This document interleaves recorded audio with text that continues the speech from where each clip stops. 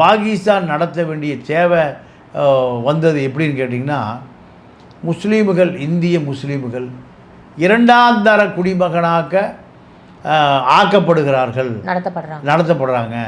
இதுக்கு ஒரு பாகிஸ்தான் ஊடுருவல் வழியாக நீங்கள் தாஜ் ஹோட்டல் தாக்குதல், பம்பாயில் நடந்த தாக்குதல், இதெல்லாம் பாகிஸ்தான் கடல் வழியாக வந்த ஊடுருவல்காரர்கள் தான். அவங்க ஆயுதங்களோடு ஊடுருவி வர்றாங்க.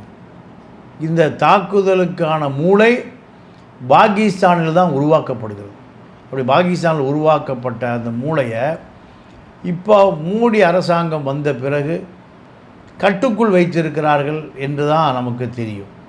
அதையும் மீறி இந்த தாக்குதல், அதுவும் அப்பாவி மக்கள் மீது, அது இந்துவோ முஸ்லீமோ கிறிஸ்துவனோ ஜைனரோ யாராக இருந்தாலும் இந்த தாக்குதல் நடத்துவதற்கு கடுமையான கண்டனத்தை தெரிவிக்க வேண்டும். ஏன்னா இது போன்ற தாக்குதல்கள் இனிமேல் எந்த காலத்துலேயும் இந்த தாக்குதலுக்கு நாம் நியாயம் கற்பிக்கவே முடியாது. கண்டிப்பாக சார்.